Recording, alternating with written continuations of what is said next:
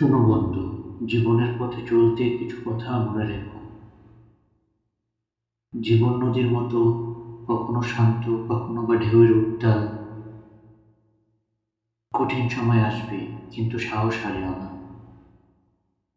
মনে রেখো, অন্ধকার যত গভীর হয়, ভোরের আলো ততই স্পষ্ট হয়। সততা, কঠোর পরিশ্রম আর অন্যের প্রতি সহানুভূতি, এগুলোই তোমার চলার পথের শক্তি। সময় অমূল্য, একে বৃথায় যেতে দিও না। ছোট ছোট ভালো কাজ পৃথিবীকে সুন্দর করে তোলে। ভুল থেকে শিক্ষা নাও, কিন্তু কখনো থেমে যেও না।